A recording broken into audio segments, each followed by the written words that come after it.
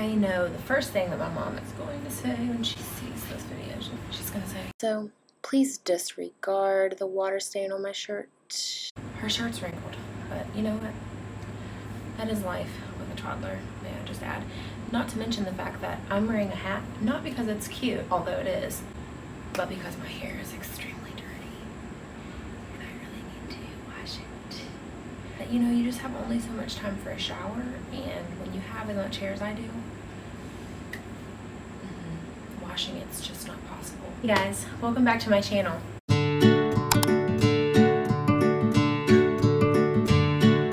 So today's video is going to be about something a little bit more personal. To be honest with you, I'm a little bit apprehensive to even share this video. This is the second time I have filmed it. It's just a really hard subject to talk about and be transparent about, but I think that talking about it is helpful for people who have experienced it as well. So what we're going to talk about today is postpartum depression and anxiety. And this is just my story. Everybody's story is different. If yours is worse, I don't want you to feel like a horrible mom. If yours is not as bad, I don't want you to feel like what you're experiencing is not valid or worth the feelings that you have, because in the moment it doesn't matter how terrible or not terrible it is on a scale from 1 to 10. You know, it's all about how you feel and the emotions that you're experiencing and the emotions that you're having. And so I want this video to help people to feel justified in their feelings, but not just justified, but like for them to know and understand that this is kind of a normal thing. I think most moms experience. I know a lot of my friends have experienced it to different degrees and variations, and I guess it's just super helpful to realize and hear other people's stories and the way that they experienced it and that sort of thing. So that's why I'm here to share today, is to just kind of share my story. Hopefully this helps someone. Hopefully this helps someone realize that they're not alone. Hopefully this is just a way to, I don't want to say normalize postpartum depression, because it's not normal, and in a lot of cases it does need attention in some regard, whether it be therapy or medication or however you choose personally to cope with it.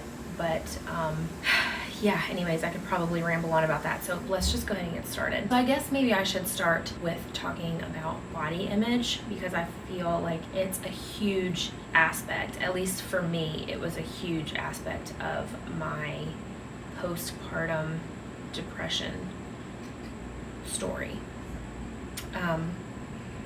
I think my whole life I've struggled with my body image. I've struggled with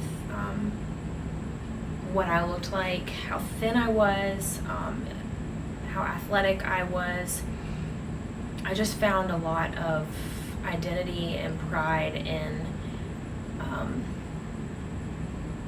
being thin. And when I got married to my husband, I was in probably the best shape of my entire life. I dedicated myself to eating right and working out consistently, and I got into very good shape before our wedding. And I just remember having this sense of pride and self-confidence because of that. I think, you know, when you get married or into a relationship where you're happy and comfortable, and you know that person loves you and cherishes you, this sense of like the need to impress them kind of fades away. And I kind of slowly began putting weight on as time went by, and 2 years later I was pregnant, not in necessarily ideal shape, at least my ideal shape to have gotten pregnant. I was not working out at the time, and so of course if you've been pregnant, you know that means that I couldn't work out when I was pregnant because my body wasn't used to it. And I was very, very nauseous in the beginning of my pregnancy, and to be honest with you, the only thing that sounded good was McDonald's and cheese sticks. And so I ate a lot of McDonald's and cheese sticks. I put on a lot of weight, and I just, throughout my pregnancy, just kind of had this mentality of, I'm gonna eat whatever I want because I'm pregnant, you know, like that's what people do. I was addicted to apple juice. I mean, I chugged like gallons of apple juice in like 2 days, and we would buy like 3 large containers of apple juice every time we would go to the store. And I mean, I just was not health conscious at all, which is fine. I was pregnant, you know, but it does come with consequences. And when I gave birth, I was, for my size, my height, my frame, and my typical body size, I was much larger than usual. And probably some people are like, well, duh, you were pregnant. Yes. But I was just very, very, very uncomfortable and swollen and big. And a lot of that probably was due to the pregnancy, but also I didn't take care of myself physically. And I think that contributed a lot to not just my body, but also how I felt about myself mentally. I think I was constantly beating myself up over the weight that I had put on in my pregnancy. And so immediately when Samuel was born, I just remember this loathing that I had towards my body. I breastfed, and you know, my whole life I had never really had much of a chest. And then you know, when you breastfeed, your breasts just get engorged with milk, and they were very large and uncomfortable, and I had no idea what to do with these things on my chest because I had never had that before. And I just felt like they made me look heavier than I was, and I just really struggled with my body image, which really, really, really shot my self-confidence into a pit. I had absolutely none. I would wear leggings that sucked me in and long sweatshirts all the time so that nobody would see me or know that I had this like fupa, you know, from carrying a baby. And I think it's taken me, you know, there are days that I still absolutely struggle with this, but it's taken me quite a while to be able to look at my body in the mirror and say, you know what, this body gave me the most precious and special gift of my life, and to just be thankful for that. So a lot of my depression and my anxiety stemmed from this terrible relationship with my body that I had.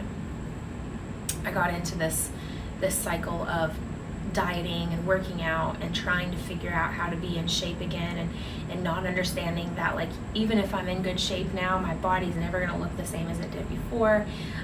You know, my stomach has extra skin, and I have stretch marks on my hips, and my breasts have stretch marks from being so full of milk and nourishing my baby for the first 8 months of his life. And a lot of my depression, maybe not so much the anxiety aspect, but the depression definitely came from my body image, which is a struggle that has long prefaced pregnancy. Just to give you a little bit of hindsight there. So I can distinctly remember coming home from the hospital absolutely terrified. We were in the elevator on our way home from the hospital, and silly me, I did not pack a car seat cover. As a first-time mom, I just didn't think about it, you know. Hindsight's 20/20, and next time I definitely will, but this time I didn't. And this lady, I remember exactly what she looked like, just went full force and with these grubby, nasty hospital hands and touched my baby's face. And that right there was the start of some crazy anxiety. You know, I was paranoid about germs and RSV and the flu and people kissing him, and rightfully so, but I mean, I was extra paranoid, to the point where Samuel would be 7 months old and I'd take him out in public and someone would touch his arm or his hand or even just reach for him, and I would absolutely lose my mind. And I'm a very non-confrontational person. I do not like confrontation. I do not like creating a scene. That is very much not me at all. And I found myself being very frustrated in public with people verbally who tried to touch Samuel.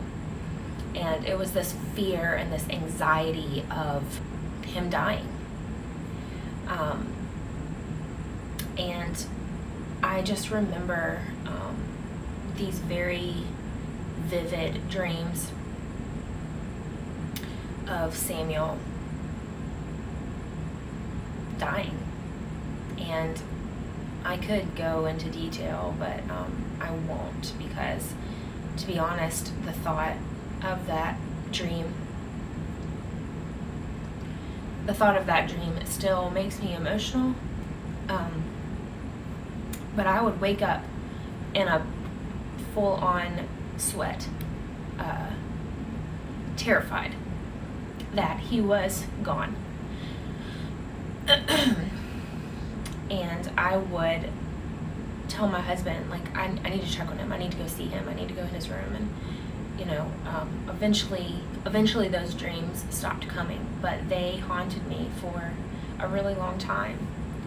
And this anxiety of losing this person that I loved so much was very, very real. And I just saw everything as a threat, you know, him falling and hitting his head in just the perfect way, him getting bit by a spider on our patio, going out in the yard and him getting stung by a bee and dying from an allergic reaction. I mean, you name it, like everything turned into a picture of how is this going to make me lose my child. And so I think on the depression aspect of things, the thing I remember being the most depressed about was the loss of time with my husband. I love my husband very, very much. And I cherished our time together, just the two of us. And when Samuel came into this world, everything changed. Obviously, for the better, of course, but it was a really difficult adjustment for me. And in the beginning, I just remember feeling hopeless because I was never going to have a relationship with my husband again. Not to mention, just like this overwhelming feeling of responsibility to care for and love this human. And I don't know how many moms can relate to this because it's not something I share often, but when I brought Samuel home, I loved him very much, but I still had this sense of, I didn't know him. I didn't know him like I know him now. I didn't understand why he did the things that he did. I didn't know him outside of my womb. And it was hard to acclimate to having him here instead of in my stomach. I was the first person in my family to breastfeed. And I did it because I knew that it nurtured a bond. And I knew that it was good for the baby. And I would never ever judge anyone for feeding their child formula because I understand and recognize that not everyone is able to breastfeed and not everybody wants to breastfeed, and that's okay. However, personally, my personal decision was I wanted to. When we first brought Samuel home, the first couple of nights were really rough on us. He didn't sleep at all. He was up every 10 to 15 minutes, and I would nurse him every 10 to 15 minutes. And I was nursing so often that I was very raw and sore and in pain. I was exhausted and miserable, and if you're a mom who's breastfed, you know and understand like this sense of responsibility to nourish your child. And I can remember Eric asleep and me waking up to feed the baby, and then just this like resentment that I felt towards him for being able to sleep while I fed the baby. And he couldn't do anything. He couldn't help. He didn't have breasts full of milk to feed our child. I did. And it was very, very hard. But I just remember this overwhelming pressure to succeed at breastfeeding. I wanted to be successful. I wanted to nourish him. I wanted to make it to a year. And you know, I had this huge goal in my mind, and it just at the time looked so unachievable. 2 days after we brought Samuel home from the hospital, he had a checkup at the doctor. He had to go a little bit more frequently, I think, because they had to double check his bilirubin. And so we went, and his weight had dropped too much. And so this like devastation, overwhelming devastation of, I can't do it. I can't feed him. My body isn't making the milk that it needs for him at this point in time when his stomach is like the size of a grape. How in the world am I supposed to do it when his stomach grows to the size of my hand? I just remember feeling defeated. And when I came home from the doctor, I just spent time crying and telling him that I was sorry because I couldn't feed him. And I walked through the door with formula in my hand and I felt defeated. Eventually my milk came in. So the issue was that it took a while for my milk to fully come in. And when my milk did come in, everything was fine. My breastfeeding experience went smoothly from that point forward, but it really took a hit on me mentally. And I just remember from that point forward just feeling so hopeless all the time. Hopeless about lots of things, not one specific thing. And it depended on the day. Some days it was hopeless about my body. Other days it was hopeless about breastfeeding. Other days it was hopeless about my relationship with my husband. Other days it was hopelessness about how am I going to keep this house in order. Other days it was hopelessness about the recovery process, which was another aspect of my depression. I had a very, very difficult recovery. So when you give birth, I'm pretty sure there are 4 degrees of tearing. There's 1st degree, 2nd, 3rd, and 4th degree tearing. And I was on another level, not really sure what they call that, but my pelvic floor completely ripped apart. TMI, I'm so sorry. But it ripped apart. And I remember my OBGYN spent a good 45 minutes repairing me and basically told me that she had to do reconstructive surgery on my pelvic floor. And she suggested physical therapy and the possibility of having to go back in and fix it again if it didn't strengthen over time. Luckily, it's much better now, but it was a very long 5 to 6 month process. I know that's a lot of information, but childbirth is a real thing. And if you're a man watching this video and you're like grossed out by that, then I'm so sorry, but just be thankful that you're not the one who has to go through it, and just be appreciative and respect your wife and the women in your life who've had children, and your mother. Respect your mother for doing that for you, to bring you into this world. So maybe it's gross, but that's reality. And I feel like everybody needs to know about the realities of childbirth because we all got here somehow.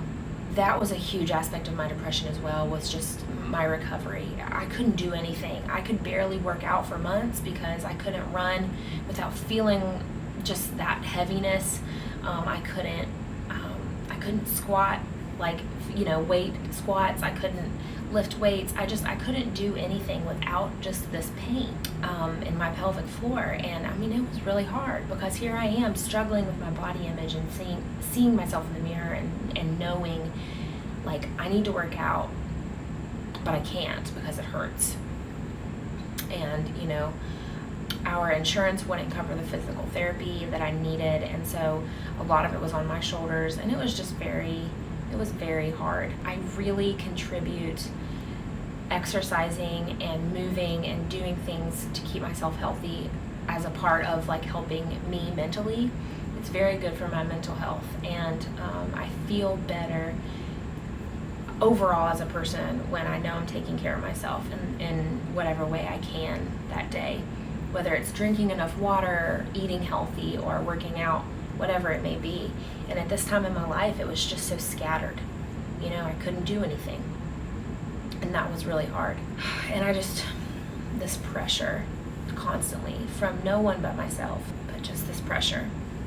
Another thing was that I had to go back to work 6 weeks after Samuel was born, which is very fast. If you've ever had a maternity leave, you know that. It's emotional, I'm sure, for everyone who goes back to work after having a child.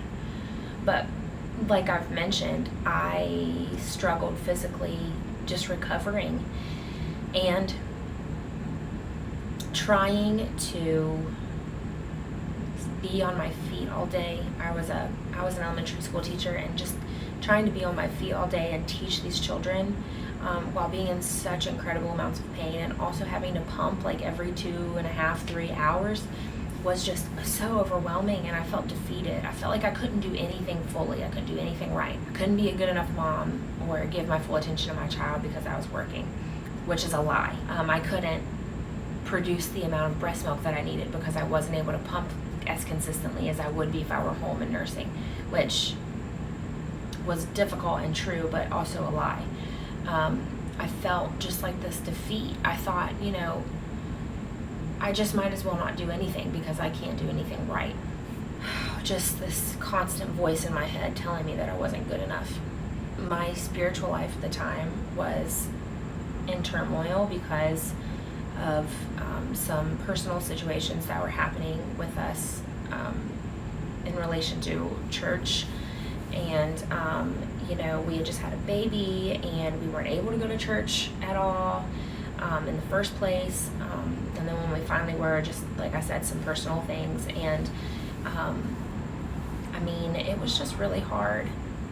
And, Samuel's schedule early on was kind of unpredictable, and I just didn't prioritize the Lord in that time in my life, and which certainly contributed to the depression and the hopelessness that I felt. I distinctly remember one evening putting Samuel to bed. He has like a nighttime routine, and we take him upstairs and we give him a bath, and after his bath we would lotion him up and brush his hair and just talk to him and read him a book. And I just remember crying, and my husband looked at me like, "What's wrong? Are you okay?" And I just remember telling him, like, I don't know how to deal with my emotions. I remember saying, the only reason I wake up in the morning is because I know that this child is relying on me to live and to be nourished. And it was that moment that I realized, like, I have a problem. I am depressed. And if you've breastfed, you know that you can't take medication because you're breastfeeding, and whatever you put in your body is given to your child in some form or fashion. And I just remember feeling hopeless. It was that moment in time that I realized I had a problem, but I also realized there wasn't anything that I could do about it other than just try to get out of it on my own. With time and with prayer and the Lord's grace, I did get out of it. And there are definitely still moments that I feel overwhelmed or frustrated or maybe even depressed or anxious, but as a whole, I feel much, much better. And, my son is about to turn 14 months old. Actually, he is 14 months old today. And I still feel it sometimes. And so I want to encourage anyone who is feeling this way, who is postpartum. Maybe you're not postpartum and you just have depressive and anxious tendencies in general.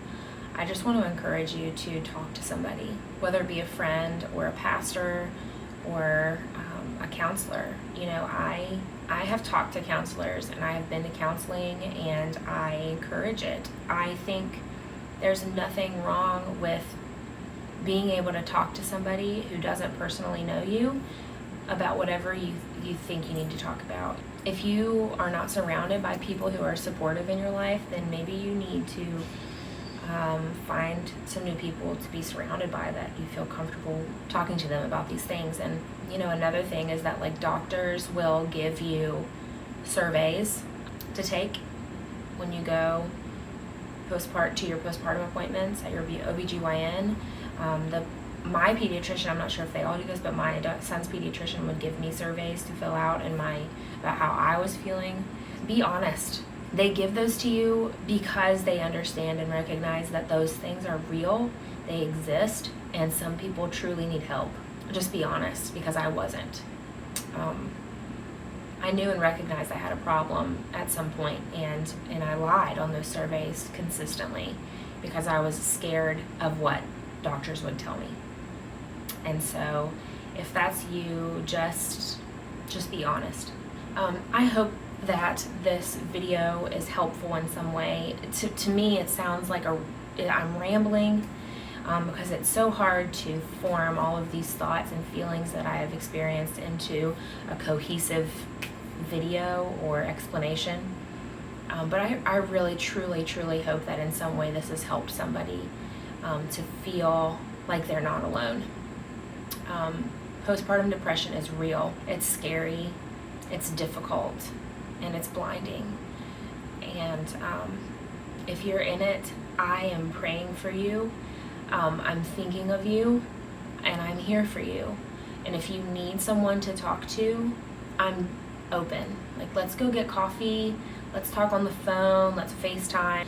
But I truly feel that passionate about postpartum depression and anxiety because I was smacked in the face with it, and I was warned about it. So if you're feeling hopeless or desperate or depressed or anxious, please reach out. I truly mean when I say that I would love to be there for you and help you through it. I'm going to put up a couple of Bible verses that helped me, and I hope they help you as well. Just thank you guys so much for watching this channel. It's really encouraged me, and I hope that in some way I've encouraged you as well. I want this to be a source of positivity and a source of love and grace that points you towards the Lord. I'm thankful for those of you who are supportive, who've liked and commented or shared my stories or my videos with your friends. Just thank you so much for watching.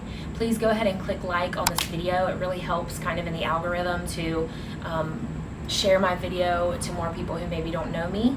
And go ahead and subscribe to this channel so you never miss any of the videos that I post. My next video is probably going to be a vlog, so looking forward to that. Going to do a couple of DIYs for my son's room, so if you're interested in seeing that, stick around and subscribe to my channel so that you don't miss it. So thanks again so much for watching, guys. I'm so appreciative. I love you guys. I'm praying for you every day, and like I said, reach out if you ever want to talk about anything. So thank you guys so much for watching. Bye.